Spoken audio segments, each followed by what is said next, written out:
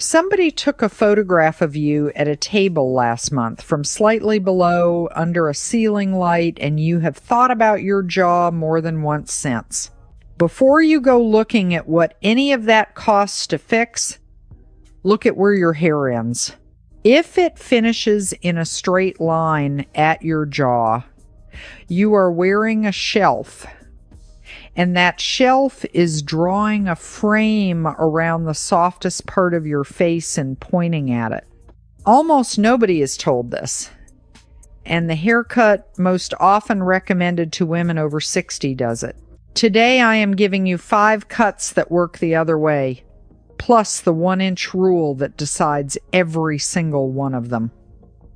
Near the end, 3 ordinary habits that rebuild the shelf without you noticing.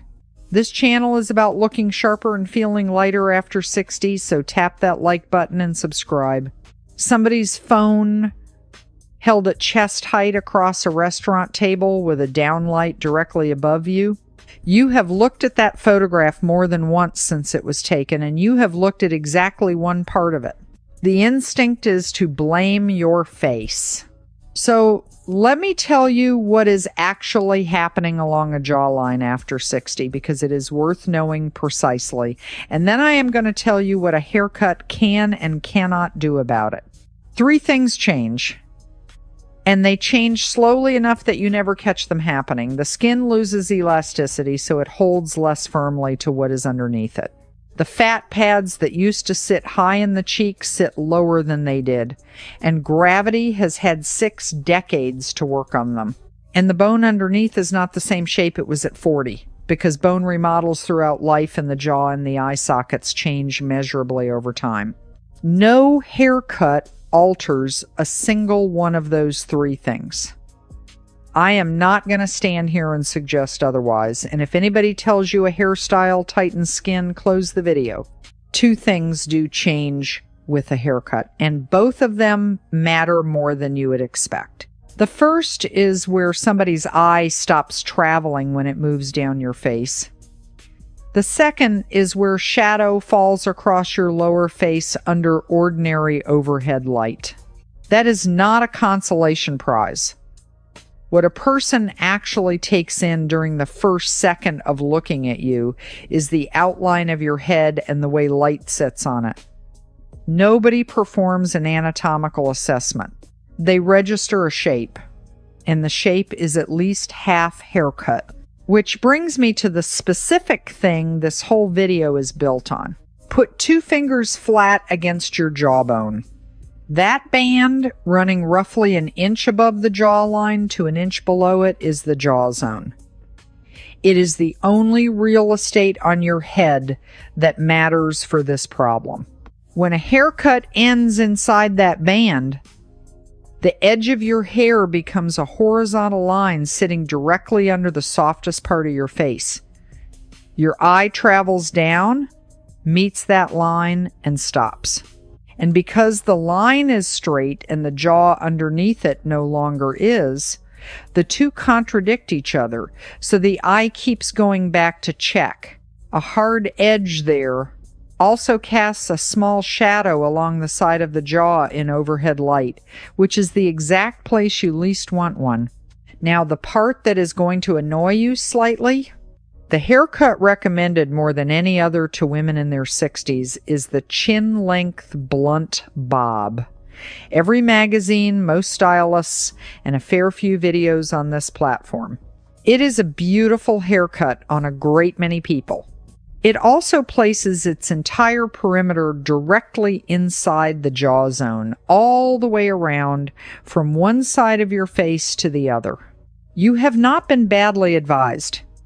You have been given sound general advice that happens to be wrong for this one specific concern, which is a different thing entirely and not your fault in any way. There is a particular version of this that most women know, catching your own jaw in a car window at a set of lights. A video call where the camera sits below you and you spend the meeting looking at yourself instead of at anyone speaking. Standing under the light in somebody else's bathroom. None of those are neutral views. All of them are cameras and ceilings. 2 ways out of the zone, and there are only 2. Move the hair above it or move it below it. Every cut coming up does one of those, and the last one does something cleverer than either. 5 cuts counting down. The first asks you to give up nothing at all. Number 5 is for the woman who has been listening to all of this while quietly deciding she is not cutting her hair off, and who has been told at least twice that long hair after 60 drags the face down. The collarbone lob. Cut at or just below the collarbone, with the weight removed from underneath rather than layered on top. Measure the distance for a moment. Your collarbone sits somewhere between 4 and 6 inches below your jaw, depending on your neck. That is the entire point. A perimeter finishing that far down is nowhere near the jaw zone. It has no opportunity to build a shelf, and there is simply no horizontal edge anywhere in the region we are worried about. Distance does most of the work here. 2 lines close together compete for attention, and the eye keeps checking one against the other. Move the second line 5 inches down, and it stops being a comparison and starts being background. The second half of this cut matters as much as the length, and it is where most long hair goes wrong after 60. Hair that hangs in one uninterrupted mass on both sides of the face behaves like a pair of heavy curtains. Everything about it travels downward. There is no break in the surface, nothing catching light at any point, and the general downward pull of it undoes some of the benefit you just gained by moving the perimeter. So the length needs internal movement, weight taken out from underneath in long, soft sections so the hair separates and moves instead of hanging as one sheet. From the outside, you should not be able to see a single layer. Here is what to ask for, more or less word for word. Length kept at or below the collarbone, weight removed underneath, long and soft, nothing visible on top, and no short layers around the face. That last part is the one that gets ignored. A stylist reaching for face framing layers on a long lob will usually cut the shortest piece somewhere around the chin, because that is where face framing layers have gone since about 1994. And a chin-length piece on either side of your face puts 2 short vertical strokes ending directly inside the jaw zone. You have just built the shelf out of layers instead of out of the perimeter. If your hair is thick or coarse, this cut is straightforward, and the weight removal will be substantial. Wavy hair is ideal because the wave does the separating on its own. Fine hair needs a lighter hand underneath, or the ends thin out and start reading wispy rather than full, and at that point the length works against you, which is the honest limit on this one. If your hair has thinned enough that the last 2 inches look sparse when you hold them up to the light, length is not your friend, and everything from number 3 onward will serve you better. The grow out is the kindest on this list, by a wide margin. A collarbone lob simply becomes slightly longer hair. There is no stage where the shape collapses, no point where the balance goes wrong, and you can comfortably leave it 3 or 4 months between appointments without the cut announcing that you have.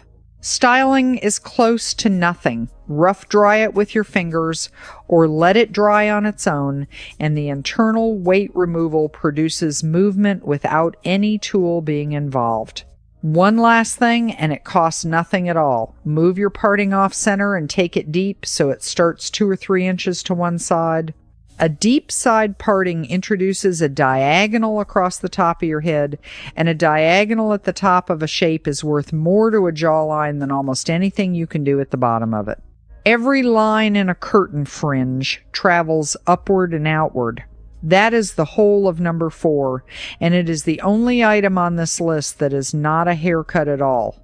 A curtain fringe parts softly at the center and sweeps away to both sides, with its shortest point sitting at your cheekbone and the length increasing as it moves out toward your temples. 2 soft diagonals aimed away from the middle of your face and slightly upward. Eyes follow lines.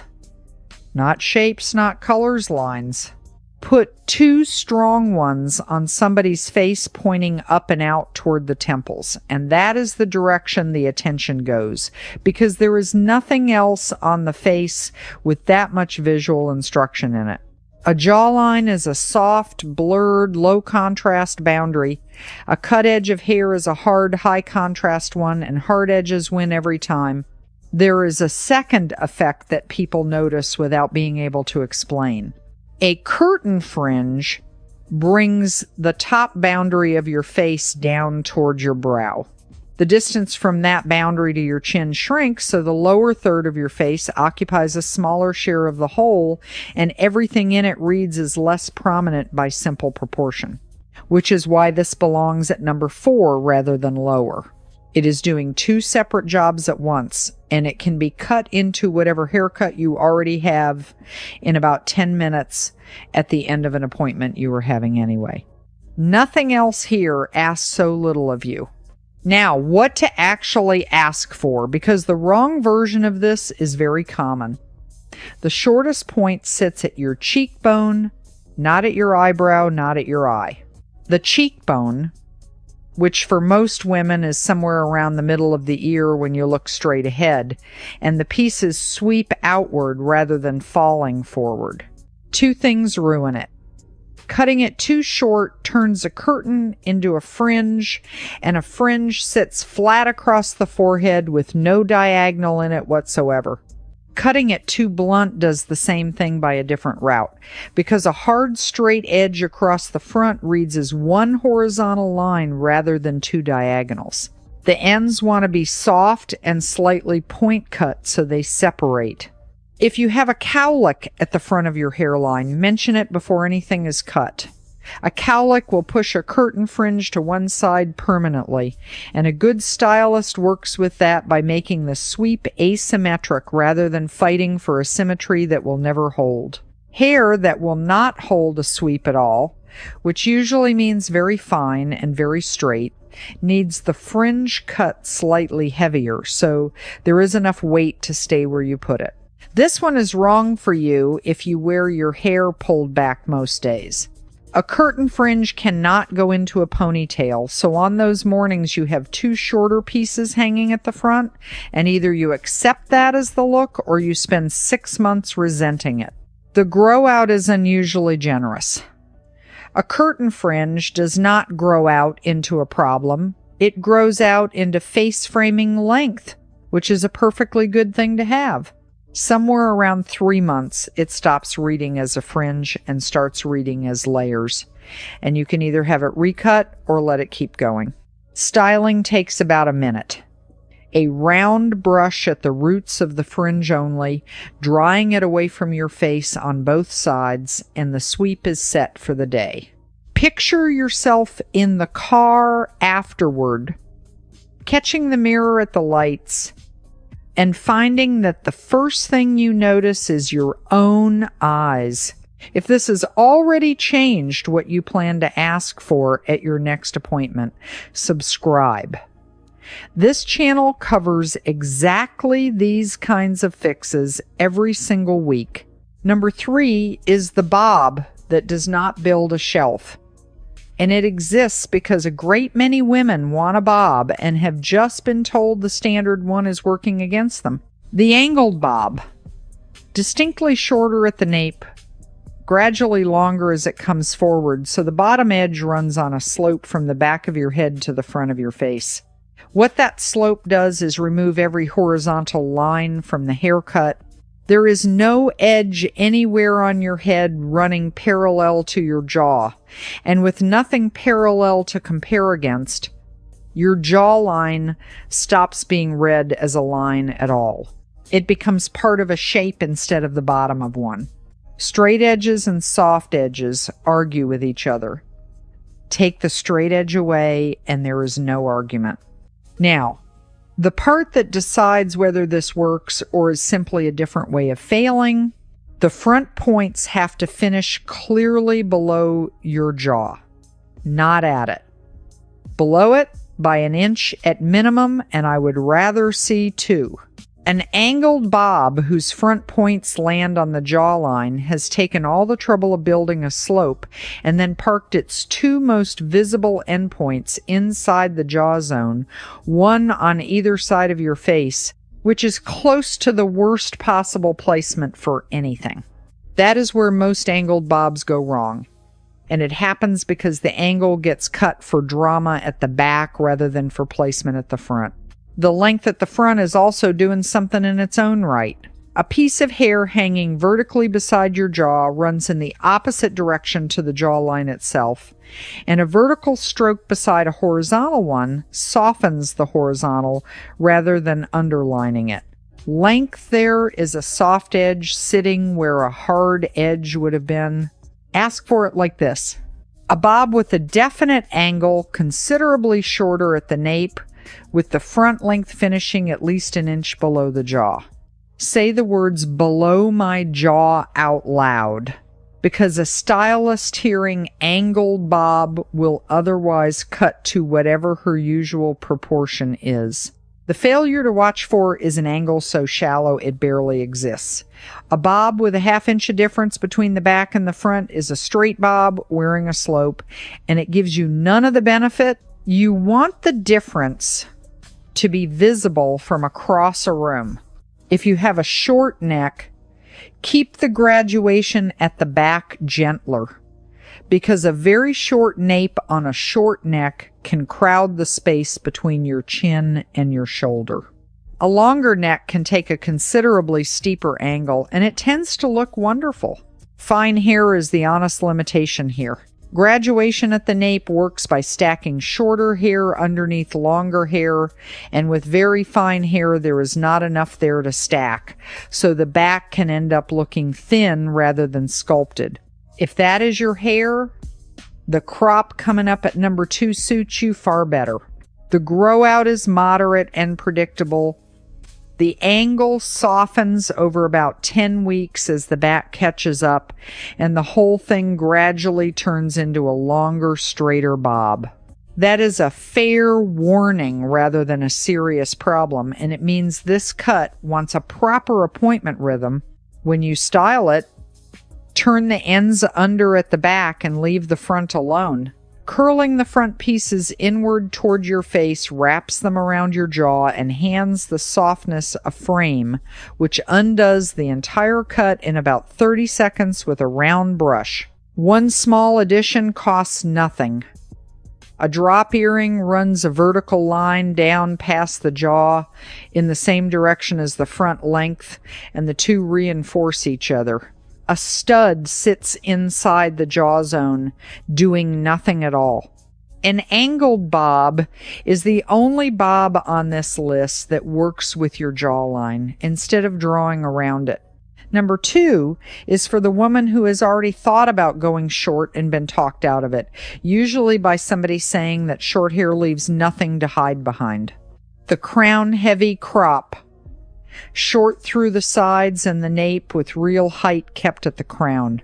That advice about hiding is worth examining, because it is wrong in a specific and useful way. Hair that ends on your jaw is not covering anything. It is pointing at it. What exposes a jawline is a hard edge sitting on it, and a crop has no hair anywhere near the jaw zone at all, so there is nothing to build a shelf out of. Take the hair above the zone, and the question stops existing. There is a second mechanism here, and it is larger than the first. Height at the crown lifts the whole visual center of your head upward. Your face gets red as a proportion of the total shape, and adding an inch or two at the top means the lower third of that shape occupies a smaller share of it.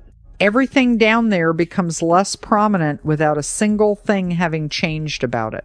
That is why the crown is the entire cut, and why this goes wrong so often.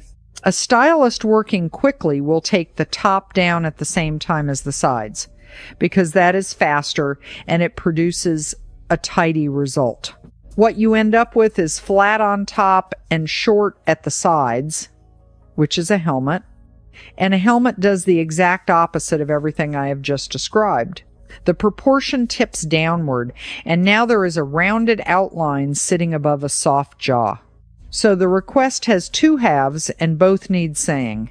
Keep the height at the crown, taper the sides and the nape rather than cutting them short and flat. Tapering matters more than length does. A tapered side sits close to the head and gradually shortens as it goes down, which keeps the widest part of the shape high. A side cut short and blunt sits away from the head and puts width at ear level, roughly 2 inches above the jaw, and width down there is not doing you any favors. Fine hair actually does well with this cut, which surprises people. The crown gets cut shorter so it stands up on its own, and short, fine hair holds height in a way that long, fine hair simply cannot. Thicker or coarser hair can carry more length up top and needs weight removed inside so it does not go wide. The honest limitation is the appointment rhythm. This is a shape that lives on its edges, and once the nape grows past the hairline and the crown loses its lift, you have a different haircut. 5 or 6 weeks, reliably.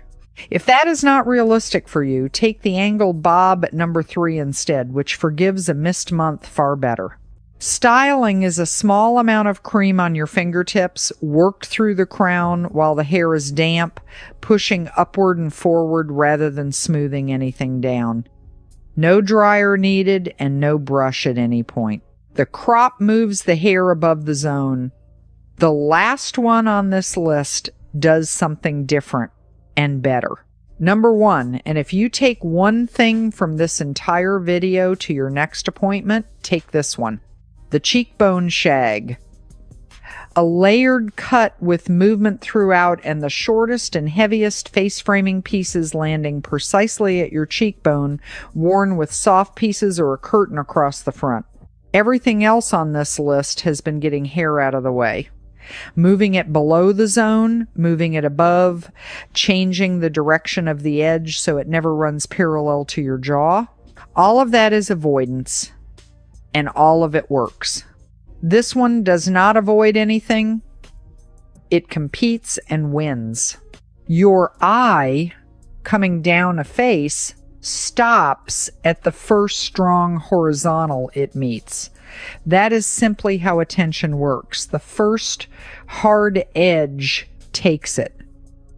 So the question is not whether there is a line near your jaw.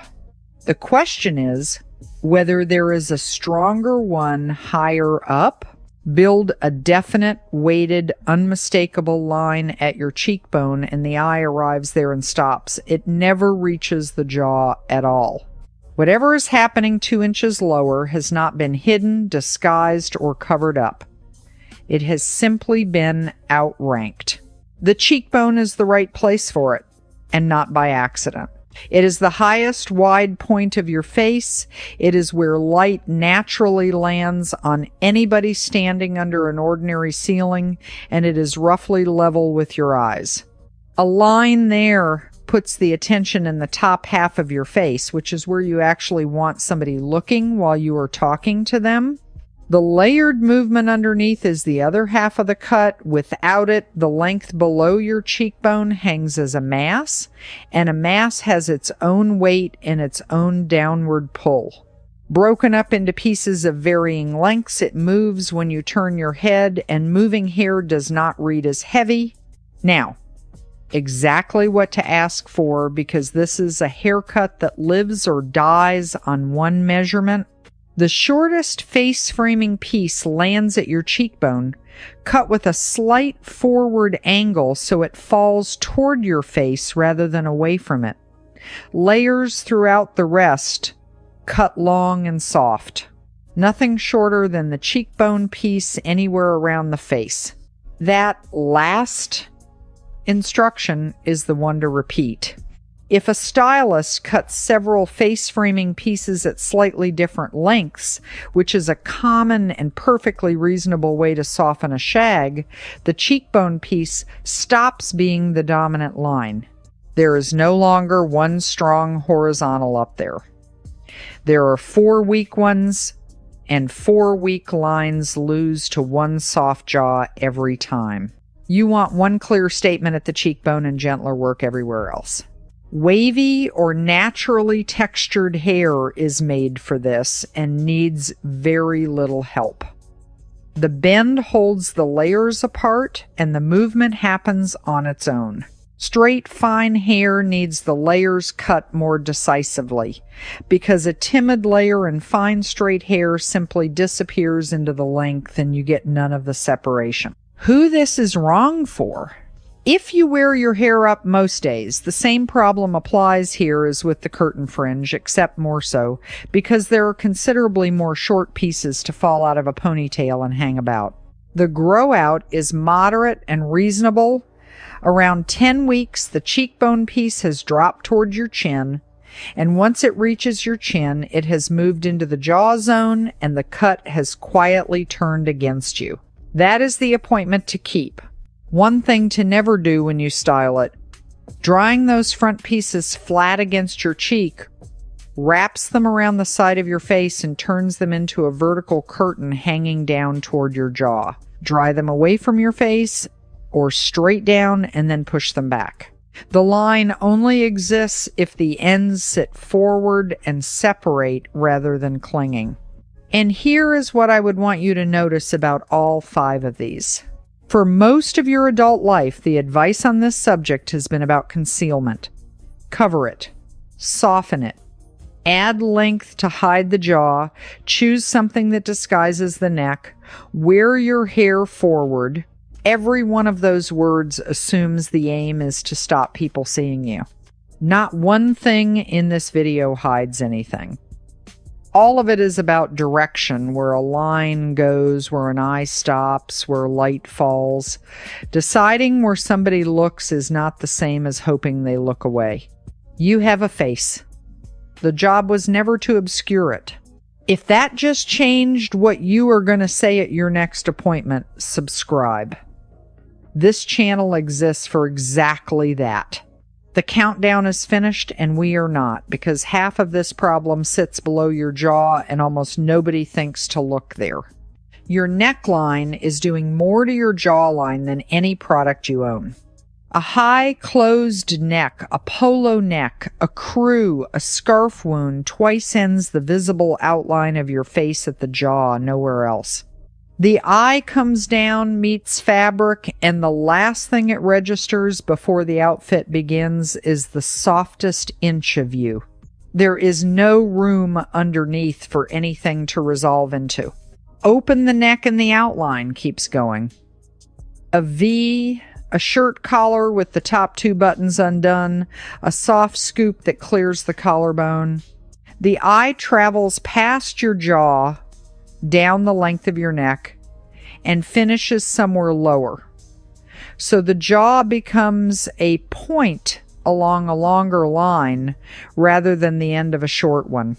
Nearly every woman over 60 owns several polo necks. They are warm and easy, and they cover a neck that she may also be conscious of, and I understand exactly why they are in the drawer. Wearing them is fine. Knowing what they do is better, so you can choose rather than default. Earrings work the same way. A drop earring hangs a vertical line down past your jaw and pulls attention downward through it. A stud sits inside the jaw zone, roughly level with the softness, adding a small bright point exactly where you would rather not have one. While we are here, one thing said plainly and without any opinion attached. If you are looking into procedures, whether that is something surgical or one of the non-surgical treatments, that is entirely your business and none of mine. This video is about what a haircut can do, and nothing in it is an argument for or against anything else you might choose. Your parting is worth 30 seconds too. Move it off center and take it deep, starting 2 or 3 inches to one side. A center parting divides your face into 2 symmetrical halves and invites comparison between them, while a deep side parting sets a diagonal across the top of your head that runs against every horizontal below it. Now, the appointment? 3 sentences to say, then 3 questions to ask. Say that you want the perimeter to finish clearly above or clearly below your jaw, and not on it. Say where you want the strongest line in the cut to sit. Say what you are actually willing to do at home, because a shape that only works after 20 minutes with a round brush is a shape you will have for about 4 days. Then ask her these. Where exactly will the perimeter finish relative to my jaw? What is the strongest horizontal line in this cut, and where does it sit? How will both of those have changed by week 8? A stylist who puts her hands in your hair, shows you the answer on your own head, and tells you honestly what moves first has understood the question. One who tells you not to worry or that the cut will suit you has not answered anything at all. And now you know the difference. If those 3 questions just saved you an appointment, tap that like button. It helps more women over 60 find this. Now, the 3 habits I promised you at the beginning. Every one of them takes whichever cut you have just chosen and quietly rebuilds the shelf, and all 3 take about a second to perform. The first is tucking your hair behind both ears. Almost everybody does it, usually without noticing, and usually while concentrating on something else, reading, cooking, talking to somebody across a table. One movement strips away every face-framing piece you have just paid for and hands the room a clean, uninterrupted view of your jawline from ear to chin. That is the shelf without the haircut. Behind one ear is a different thing entirely. Asymmetry gives you a diagonal, and one side stays framed. It is the both ears version that flattens everything. The second happens on the mornings when you have no time. The low ponytail or the low bun at the nape with everything pulled back and away. It is a perfectly good hairstyle, and I am not going to tell you to stop wearing it. What it does is remove the frame completely, so your face is presented as an outline with nothing softening any part of it, and the pull backward also drags the skin at your temples and does nothing useful for the lower half. The fix costs nothing. Pull out 2 pieces at the front before you fasten it, 1 on each side, and let them fall to your cheekbone. That is the whole adjustment, and it puts the frame back on a hairstyle that had removed it. The third is the round brush turned under at the ends all the way around your head. Whichever of these 5 cuts you walked out of the salon with, that single motion curves the perimeter inward towards your face on both sides, wrapping the ends around your jaw and terminating them at exactly the wrong height. It is how any of these becomes the shelf again in about 4 minutes every morning. One honest thing before we finish. A phone held at chest height, pointing upward under a ceiling light, produces a jawline that nobody has. That angle compresses the whole lower face, and the overhead light throws shadow directly downward into it. Half of what you have been reacting to in those photographs is the lens in the ceiling. I am not telling you it is all in your head, because it is not, and you know your own face. I am telling you that the worst version of it lives in a camera held below you, and that is not the version anybody standing in front of you is looking at. So that is the shelf, not something a bad stylist did to you.